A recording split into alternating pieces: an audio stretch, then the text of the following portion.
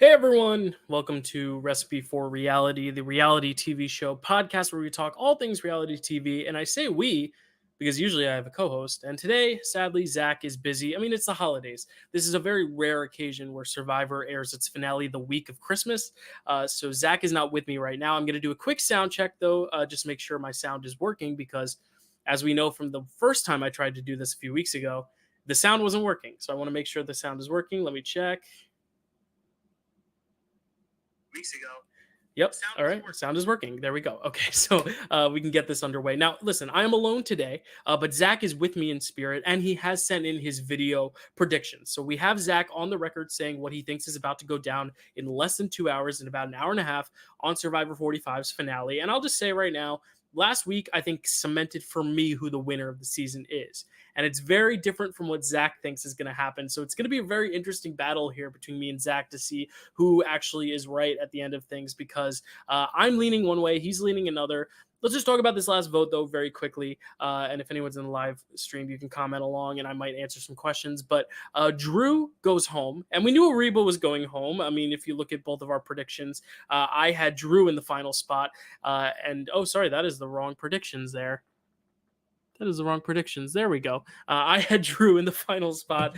Zach had Julie in the final spot. But we did think that it was going to come down to kind of this Reba brawl of Drew versus Julie. And we were correct. That is exactly what happened, except it went kind of the opposite way of how Zach expected, where Julie ended up staying, but it wasn't necessarily because she was supposed to stay. I mean, the original plan was that they were going to go for Julie, but then actually Dee and Katora kind of flipped it on Drew to go home. And I know Jake is seemingly getting a lot of credit for it because he kind of verbalized the move as well, but we saw Dee also willing to be taking the shot at Drew and Julie be willing to take the shot on Drew. And now the difference is the big pivotal moment of the episode, obviously.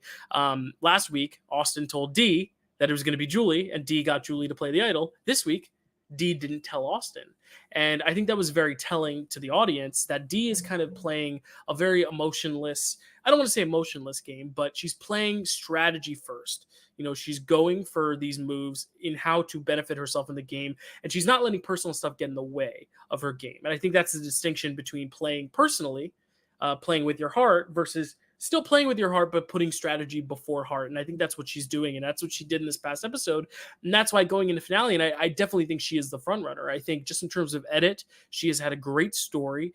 She's kind of had everyone wrapped around her finger in a good way too. She's not coming across as villainous, but she's still having a little bit fun being a little bit sneaky. You know, she's kind of laughing to the cameras and stuff, but to her actual fellow castaways, you know, she's actually endearing to them. She's making these human, genuine connections. She has a showmance out there, but she's also have a great friendship with Julie, a great friendship with Katora, to where even though she's probably the biggest target right now, Julie doesn't want to take her out, Katora doesn't want to take her out, and Austin doesn't want to take her out. The only person who wants to take her out is Jake. And Matt Chapman right here says Jake for the upset. And I think this is what's going to be fun, is because Jake has this idol. And that's going to be the big pivotal moment. So the final 5 vote, it really comes down to, do they see Dee getting the credit for that move on Drew?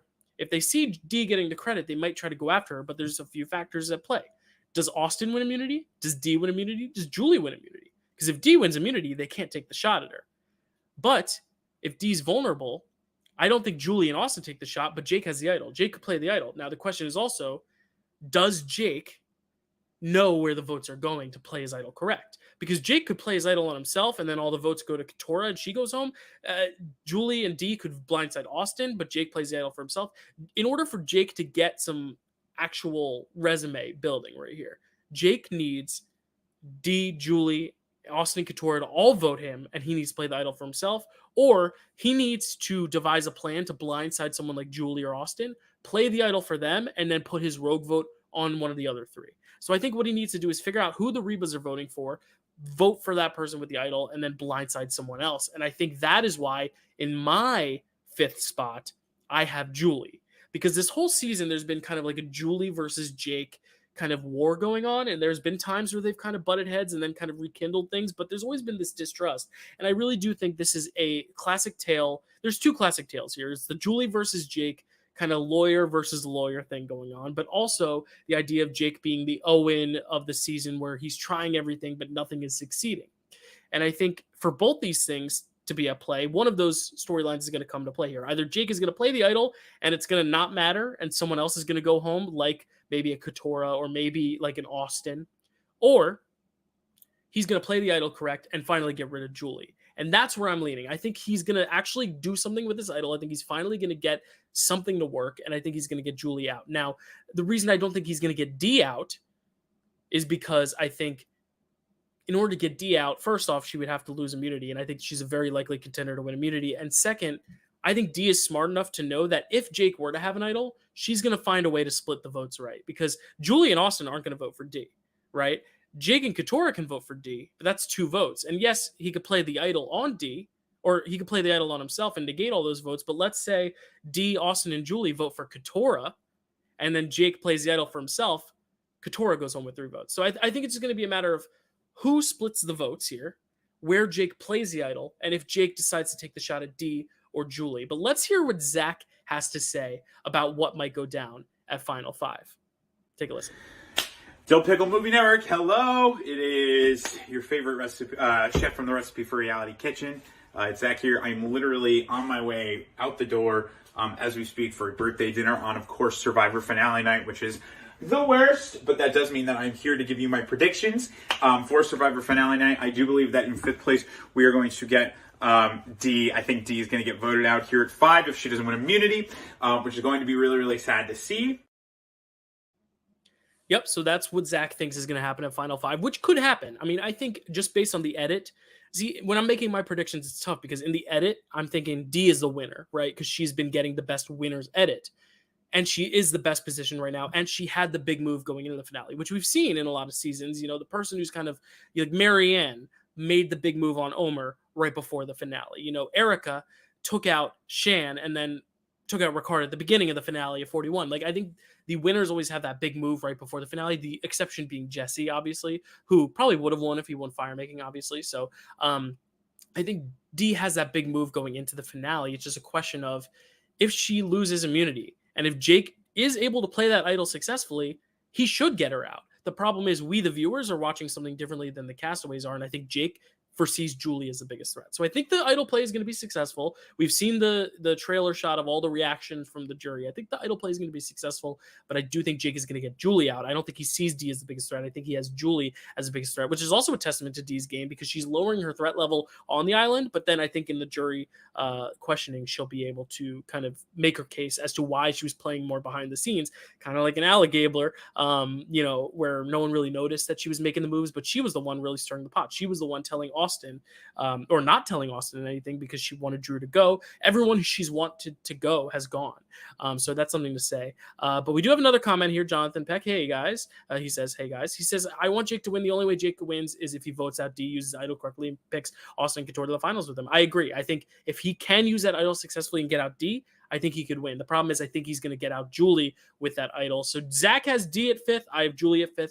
Let's see what Zach thinks is going to go down in fire making here, because as we know, one person wins immunity. They get to pick someone to go with them to final 3, and then the other 2 have to go into fire making. Let's see what Zach says is going to happen at fire making. That's okay, though, because then we are going to see Austin probably win final 4 immunity, choose to take Jake with him, and then put Julie and Katura in fire. I believe that Julie wins that fire-making contest, and Katura goes out in 4th, leaving the final 3 as Julie, Austin, and Jake. And interesting. So Zach thinks that Julie and Katura are going to go to fire making, and Julie is going to win. Now, this is very interesting because it also relies on Austin winning immunity. I think Austin is a very big contender to win a Final 4 immunity. Now, the question in my mind is, fire making always seems like it's an accumulation of a storyline nowadays. And I feel like for some storylines, like last year, was Heidi needing to make a big move and split up the Tika 3, and that was the storyline. And so she put herself in fire against Carson. This season, there's a few ways this can go. If, let's say, Austin goes out at 5, I think this could be kind of where we see Dee betray Julie and throw her to fire if she wins. I think if Jake wins, we could see Jake himself put himself into fire, which could be risky, but we know Jake is a risky player, and if it pays off, it's great. It's more for his resume. If it fails, that's kind of like an accumulation of his storyline of everything him trying to do failing. If Julie wins, she could put herself against someone in fire, or she could just take an ally and then put like Katora and Jake in fire, or put let's say D and Jake, D or Katora if she wants to backstab D there. There's a lot of avenues this can go, but Zach thinks that Austin's going to win.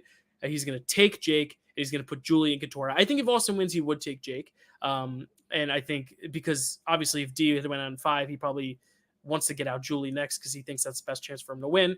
My only question though, what is the storyline of Katora and Julie going to fire?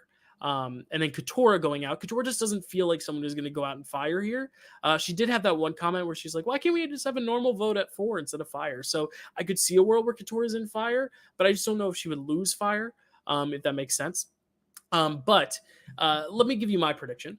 Because this is how I think Final Four is going to go down. And I'm leaning a little bit into some behind the scenes stuff because on Jeff Probst's podcast, the On Fire podcast, he was asked about this Final Four fire making.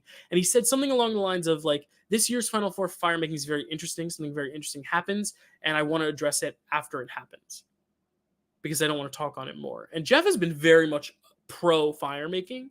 So the fact that he's having some hesitancy makes me think that something goes down that he's not a fan of. And in my mind, what is the thing Jeff wants to see most is someone putting themselves in fire and winning, or putting themselves in fire and losing. You know, he wants to see a lot of Chris Underwoods or Heidi's who put themselves in fire and either win or lose.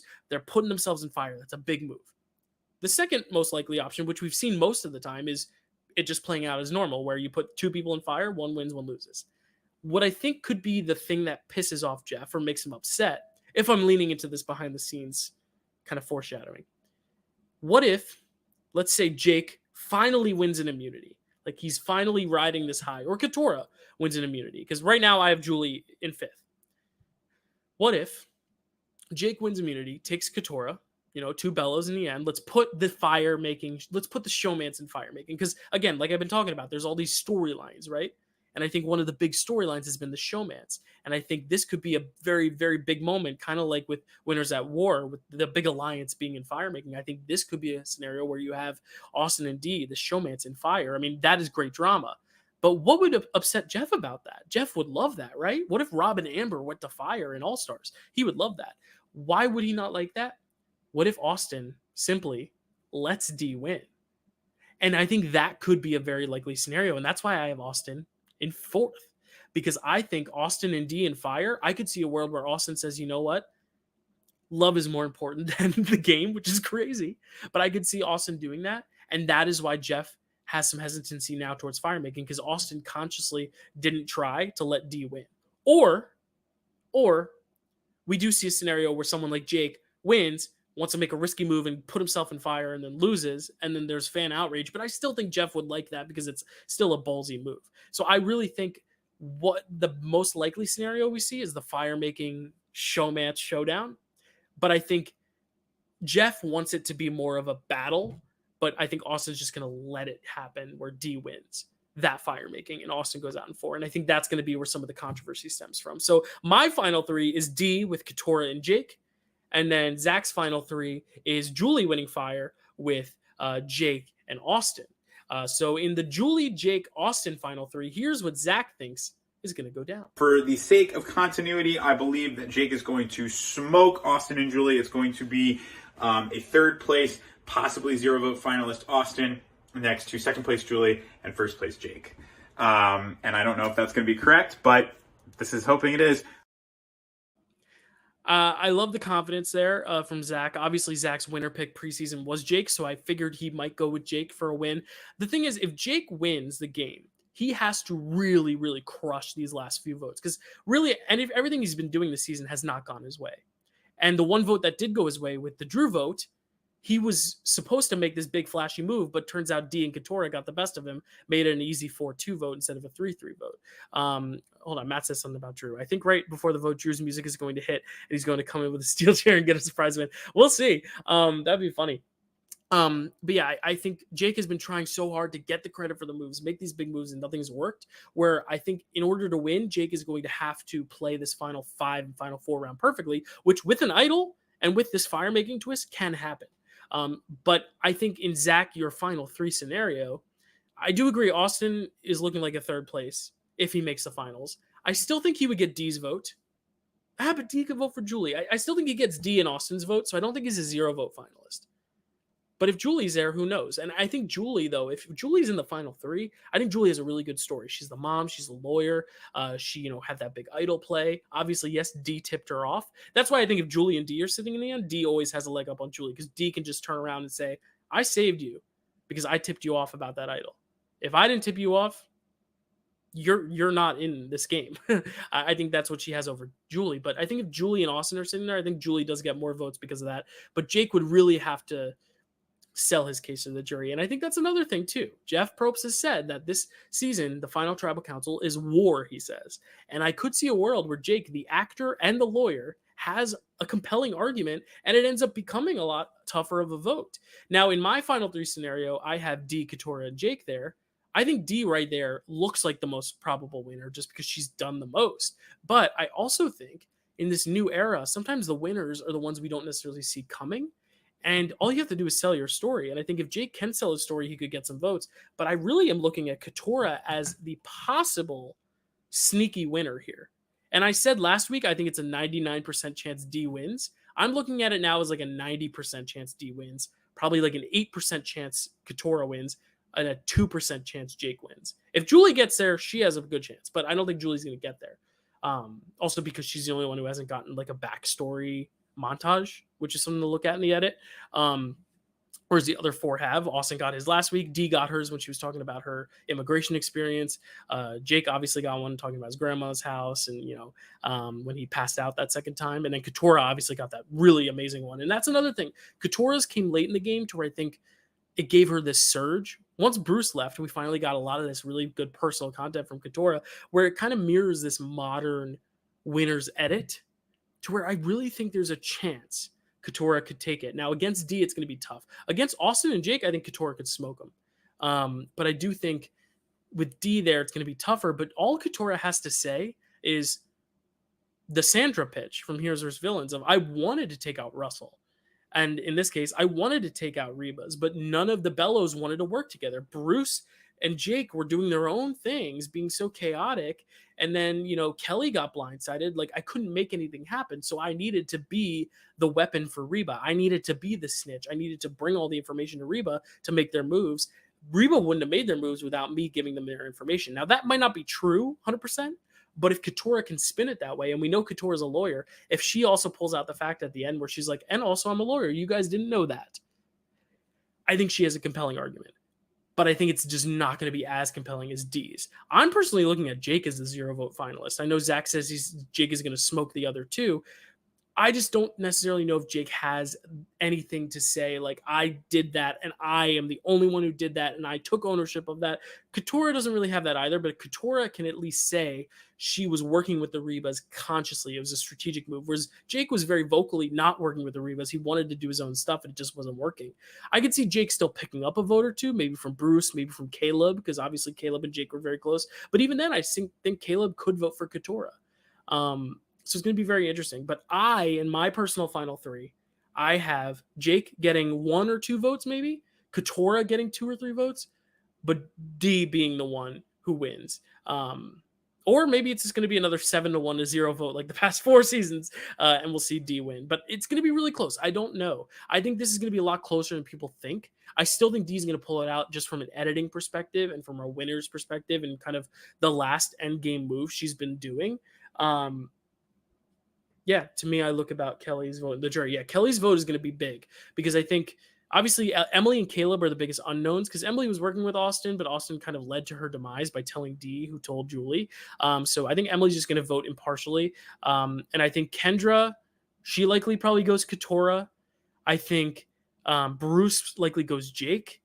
And then the Rebas on the jury, so that would be, in my scenario, Drew and Julie would vote for D. So D has Drew and Julie. Katora has Kendra, and then let's say Emily goes D. Let's say Caleb goes Katora with Kendra. Sorry, that's this one. Yeah. Jake has Bruce. Yeah, we're really looking at Kelly's vote. Kelly's vote's going to be big. And I think Kelly could either. What if we see a tie? I don't know. It could happen. I mean, that's the brilliance of Survivor is that, like, from an editing perspective, I think D is a clear front runner, but like Zach said, if D doesn't win immunity at 5 and Jake plays her idol, D's gone. then it's wide open. Then Julie looks like the obvious winner, but Julie didn't get that montage of backstory. So maybe Julie loses fire. And if it is Katora, Jake, and Austin, Jake could sneak out a win. Austin could somehow win because he has a relationship with all the Rebas.